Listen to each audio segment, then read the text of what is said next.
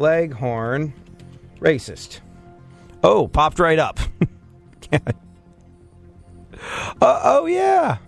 Yeah, apparently there was a racist cartoon, Foghorn Leghorn. Can't argue with N-words. Oops. Is Foghorn Leghorn racist? Why is Foghorn Leghorn racist? Yeah. So I think my idea that Foghorn Leghorn might have been racist, I wasn't alone on that one. You know what I always thought? You know what? As a kid, I did feel like, hey, that seems a little racist. Do you remember the Thundercats? Yeah, I think so. Yeah, everybody remembers the Thundercats. Everybody, like the Chitara chick, basically just looked like a naked girl running around. Like, all you had to do was press pause on the VCR, put a piece of paper over the television screen, trace Chitara, add nipples, and basically you had a perfectly formed naked woman cat. He said, because his friends did that growing up. Meow. Yeah, exactly. But do you remember the Panthro character? The Panthro character was, like, to me, so clearly meant to be black. A, Panthro. B, he talked like... He basically talked like a Thundercat version of Shaft. You know, it was just like, it was so clearly meant to be a black person. And then just to remove any doubt from the whole situation about the fact that Panthro was meant to be a black character, whenever he came on the screen, every Thundercat had their own theme music, and Panthro's was distinctly down and or funky. It was like, here's Panthro, bow to bow to bow to bow to bow. Hey, what's up, everybody? I'm Panthro. It was just like, I remember watching that as a kid and going, I don't know if that's racist. I think it might be. Anyways, go on. Star Wars is getting its first official LGBT character in an upcoming novel. Yeah, see that? C-3PO? Just one little announcement, and that title was yours for the taking. A lot of people are upset about this. Some people won't accept homosexuality in the Star Wars universe. These people have never noticed Lando Calrissian's cape or the shape of Darth Vader's helmet. Go on. Zach Galifianakis impersonator. That guy makes $250,000 a year. Oh my God. That's insane. I wonder if you do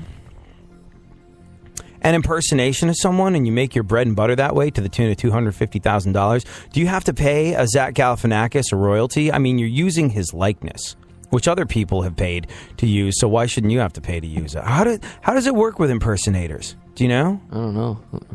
My grandpa was an Elvis impersonator, but I'm sure he was an under-the-table impersonator. Right. Yeah. He didn't have to pay the Empire. Yeah, I don't know. It's a weird conundrum. Like, you know those tribute bands? Yeah. Do they have to shave off some of their profit for the real journey? Because that would really suck. I don't know. I don't know how that works. You know what I think the biggest scam of all time is? Did you know there's a Daft Punk cover group? Really? What do they do? Hit play and dance around? Exactly. No, they put on helmets and they built like a reasonably elaborate set. They've built like a reasonably elaborate set. And it looks a lot like the Daft Punk thing. Like, apparently, I've never seen Daft Punk live. Well, at least not recently. But going to see Daft Punk in this day and age is quite the immersive experience. They have this incredible sort of like stage set and lasers and all this sort of stuff. And these guys have pretty much faithfully recreated all that. And they're immensely popular. And I think they make, like, a buddy of mine was looking at booking them. He owns a venue. And he was looking at booking them. He's like, dude, this is the biggest scam ever. They obviously had to invest money in putting the show together. But they're charging like $25,000 a show. You know, basically by building a set, putting on some helmets, and going up and pressing play on a Daft Punk CD. And making 25 G's a show. Now, it's an idea that we all wish we had. But if you're clearing that kind of loot, I would imagine that the Daft Punks of this world are going to be like, yeah, we'd like some of that. I mean, it only seems fair to me. I don't know. It's this whole weird area that we've entered ever since the Marvin Gaye estate won $7.5 million from Pharrell and what's his nut, Robin Thicke. Have you listened back to those two songs again, Funkhauser? Oh, yeah. Do you think they lifted it? I don't know. I'm not sure. I'm undecided. I don't think the estate of Marvin Gaye deserves the money. I don't think they need 7.2 mil. But well, I don't think I don't know. Like, how much does Jay-Z pay people to sample records? Like if you use a hook. Well, I suppose that's the thing. Like, is that what they're paid? Is that the chunk of money that they got paid for? Is like the equivalent of that? I don't know how that works exactly. I really don't know how. I know that when you sample something and you get sample clearance, you're kind of making an individual deal with. You're kind of making an individual deal with the creator of that music. It's an interesting one. We'll get into it in a second.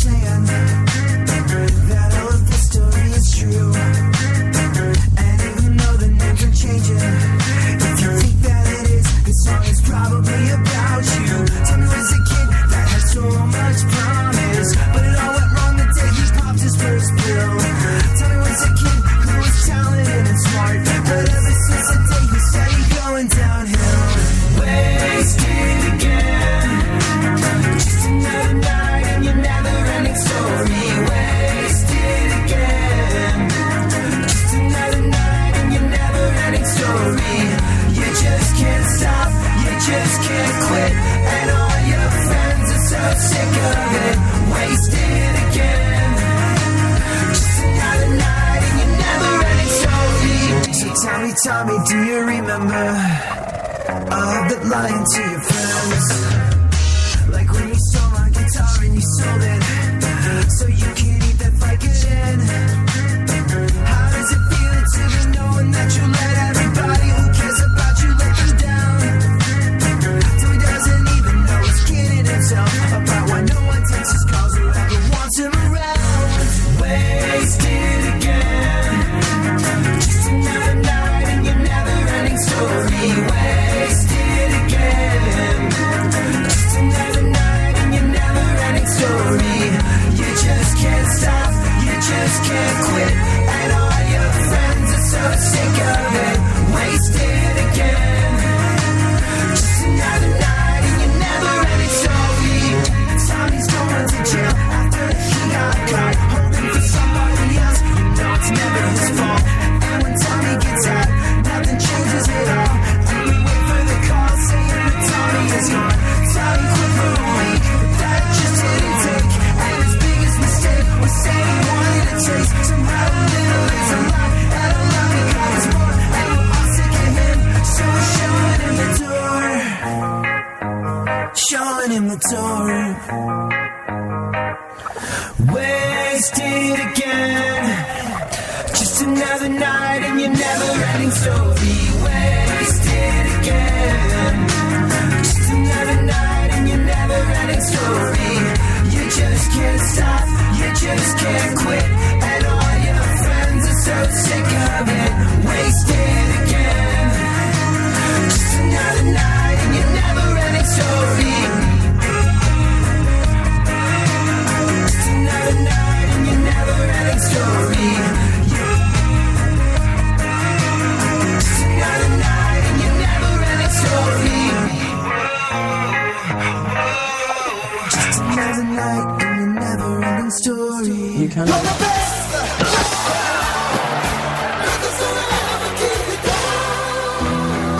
hate everybody. I hate everyone. Oh, I hate everybody. I hate everyone. I hate everybody. I hate everyone. Oh, I hate everybody. I hate everyone. Oh God, I'm getting so sick of this. Why everybody gotta be so ridiculous? Serenity now, serenity now. Okay, what if I just burn this whole town down? Everyone's an idiot, but me. It's a cold hard fact, not just what I believe. I want a little quiet, so don't try it. I'll check your ass like a looter in a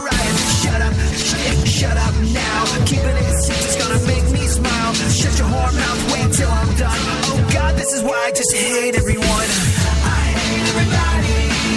I hate everyone. Oh, I hate everybody. I hate everyone. I hate everyone. I hate everybody. I hate everyone. Oh, I hate everybody.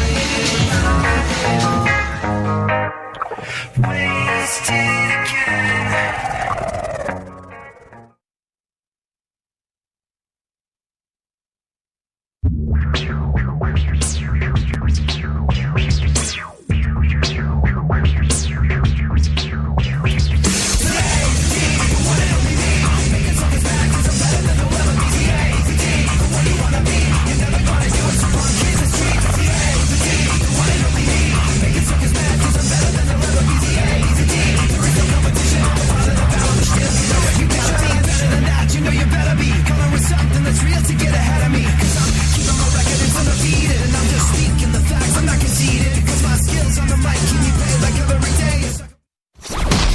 Go ahead, favorite the show, and enjoy AD on the go. iHeartRadio presents AD. Jacob, who's listening to the show from Tennessee, I believe, said that Foghorn Leghorn sounds like a southern plantation owner. Yeah, you know, I suppose if there was somebody, I suppose if there was someone who was equipped to speak on what a southern plantation owner sounded like, it would be someone in Tennessee, right? Thank you so much for checking in, Jacob. If you want to tweet the show, do what Jacob did. Tweet me at ADSXE or tweet super producer to the stars, Barry Funkhauser at FunkFM. Let's continue with the news, Funkhauser, and then we'll get into our right to be racist idiots. Well, Music Television, a.k.a. MTV, announced a series of layoffs. From here on out, if you want a job, you want to work for MTV, what is it, Viacom? Is that the parent company? Yeah. You want a job there? You just got to get knocked up when you're 15 or so. Yeah. What were we talking about before? Like, I sound stupid, but I saw something shiny and got distracted. We were talking about the Robin Thicke thing and who he had to pay. Oh, yeah, sample clearance. When Jay-Z or anyone, because, like, my album used samples. And when you clear samples, you sort of make an individual agreement with the creator of that, where you ask for their permission to use it on the record, and they say yes or no, it'll cost you this much. It's not sort of like it's not a cut and dry thing. But what I think is very, like, if Jay-Z uses a sample, people know they're like, oh, sweet, Jay-Z needs that to make another record that will definitely be number one. Well, he's gonna have to pay a hefty price for that one. But whatever the case may be, it sets a really interesting precedent with the whole Pharrell Robin Thicke thing, getting sued for blurred lines and successfully sued by the estate of Marvin Gaye to the tune of $7.5 million. I think the number was that they had to pay out. And they're going to appeal.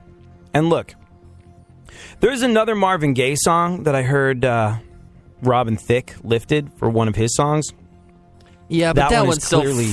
you talk about Happy and Pharrell? No, not Happy. There's a Marvin Gaye song that was just flagrantly lifted for... It was a lesser-known Marvin Gaye song, and it was a lesser-known Robin Thicke song.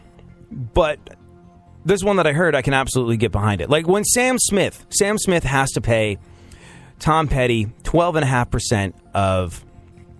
What's that song? Stay With Me. Because it is a note-for-note ripoff of I Won't Back Down. Like, the chord progression is the same. The melody is the same. And to me, that's sort of what makes up a song, chord progression and melody. Like, if I go back to my music theory days, there's three elements of composition. There's, what is it? There's rhythm, melody, and chord structure. I think that's how they determine it. Those are the elements of composition. I think to steal a song, to at least initially in the past, to have stolen a song, you needed to have done something that there was a certain number of notes that you had to have lifted. There was a certain precedent. And with the Marvin Gaye thing, you can clearly tell that Pharrell and Robin Thicke sat down and said, hey, let's